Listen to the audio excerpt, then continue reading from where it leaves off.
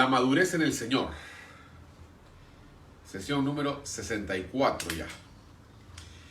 Estamos miércoles y vamos a hablar sobre una de las características, cualidades de la madurez en el Señor de un creyente. No necesariamente de un líder, ¿no? Porque a veces pensamos, no, los maduros solamente son los pastores. No. Dios nos ha llamado a todos a madurar, ¿no? Mateo 7, 16 y 17. Siempre vamos a leer este versículo hasta que se nos quede de memoria. Dice, por sus frutos los conoceréis. ¿Acaso se recogen uvas de los espinos o higos de los abrojos? Así todo buen árbol da buenos frutos, pero el árbol malo da frutos malos, ¿no? Vamos a hablar de que una de las cualidades de una persona madura en la fe es que soporta presión. Soporta presión. Si hay algo que va en aumento junto con la gloria de Dios en nuestras vidas, en la medida que avanzamos, es la presión, ¿no? El nivel de las pruebas son cada vez mayores en realidad, y es más, hasta creo que Pablo, no recuerdo, que decía que peligros y riesgos de afuera y de adentro, ¿no? O sea, que a veces son peligros que vienen por todos lados, ¿no? Y eso lo vamos a ver un poquito más adelante, ¿no? Pero Jesús es nuestro modelo a imitar, y Jesús no vivió una vida, digamos, agradable en su naturaleza humana. De hecho, la palabra dice que Él es experimentado en quebrantos, ¿no? Sí. O sea, a Él le dieron duro, ¿no? Y la palabra dice que nosotros tenemos que seguir sus pisadas. Yo sé que este no es un mensaje popular, no pretendo que lo sea, pero quiero decirte algo. Una persona madura en la fe no debería tener como costumbre continua patear el tablero.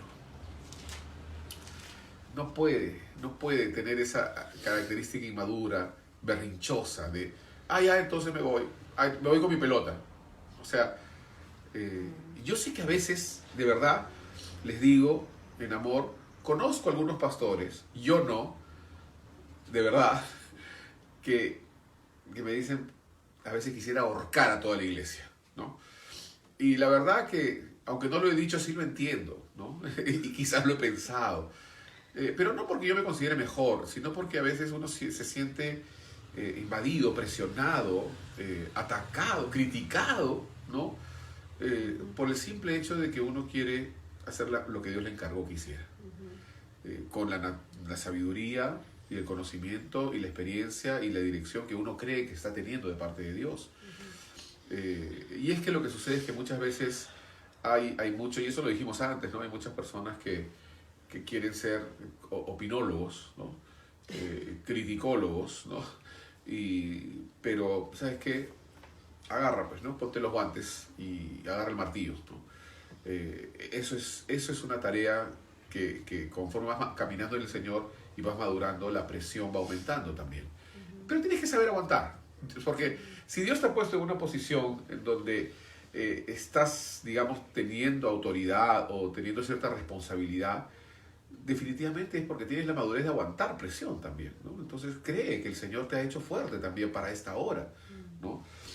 Pastorear muchas veces puede ser visto como un ministerio muy ingrato. Todos esperan que los pastores los atiendan, que oren por ellos, que les ayuden en sus pruebas, en sus necesidades, en sus crisis. Pero ¿se han puesto a pensar que nosotros también pasamos por pruebas? Que nosotros también necesitamos oración. Pero el Señor, gracias a Dios, nos ha hecho fuertes, ¿no? Dice Éxodo 17, hablando de Moisés, cuando salieron de Egipto y llegaron a este lugar llamado Refidim, toda la congregación, versículo 1, de los hijos de Israel partió del desierto de Zin por sus jornadas conforme al mandamiento de Jehová y acamparon en Refidim, y no había agua para que el pueblo bebiese, ¿no? Y altercó el pueblo con Moisés. Ahora, este altercado no creo que haya sido, oye Moisés, ¿qué te parece si nos consigues agua? Yo pienso que cuando la palabra dice altercó, quiere decir que el pueblo de verdad estaba pero asado, ¿no? Reclamó. Y dijeron, danos agua para que bebamos, ¿no? Y Moisés les dijo, ¿por qué altercáis conmigo? ¿Por qué tentáis a Jehová? Porque Dios les había prometido que les iba a proveer todo, ¿no? Así que el pueblo tuvo allí sed y murmuró contra Moisés. Y dijo, ¿por qué nos hiciste subir de Egipto, Moisés, de Egipto para matarnos de sed a nosotros, a nuestros hijos y a nuestros ganados? ¿No? O sea, de pronto acusaron a Moisés por el simple hecho de obedecer la voz de Dios. Así es. Verdaderamente de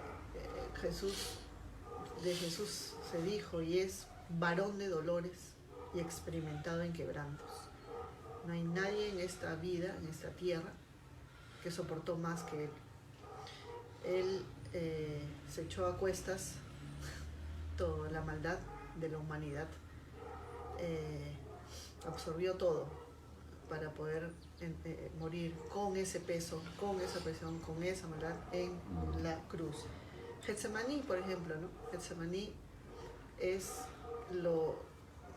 la evidencia, ¿no? Una pre-evidencia, ¿no? Porque después la cruz fue lo final, pero en la antesala del dolor, donde allí él, con toda la presión que tenía, oraba, ¿no? Pero sus discípulos se dormían, les pidió que le ayudaran, que lo acompañaran, pero igual no pudieron hacerlo por la tristeza que los había invadido. Pero entonces él oró bastantes veces: Señor, si es posible, pase de mí esta copa, pero no se haga lo que yo quiero. Y dice que su sudor era como grandes gotas de sangre que caían a tierra. Entonces, en esta antesala, de verdad, la presión que él padeció fue insoportable para un humano. Pero él lo hizo voluntariamente. Entonces, todo dolor, todo quebranto en el Hijo de Dios nos ayuda verdaderamente a madurar, cuando lo dependemos de él, obviamente.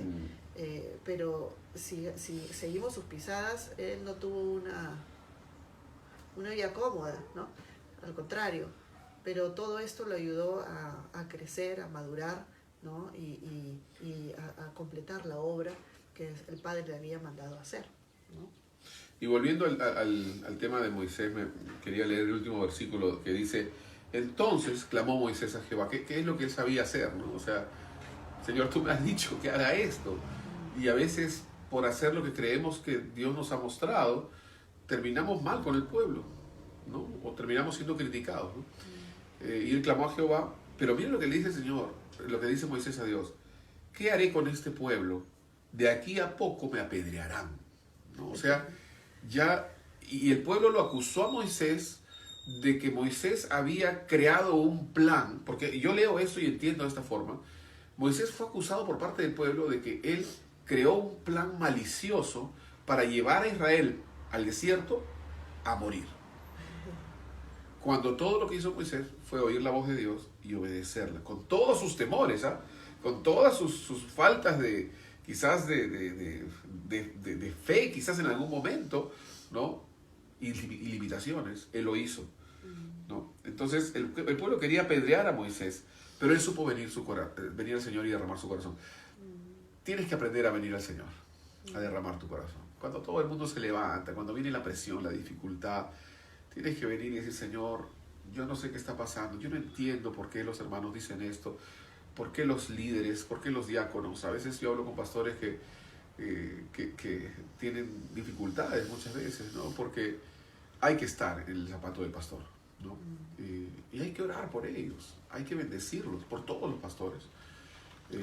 Y venir nosotros al Señor, no solo pastores, cualquier hermano que esté en madurez va a soportar presión, pero tienes que aprender a traer todo al Señor, a decir: Señor, yo estoy haciendo lo que tú me estás diciendo, sé tú mi abogado, sé tú mi protector, pero Dios te ha hecho fuerte y por eso puedes venir a Él y traer todo esto.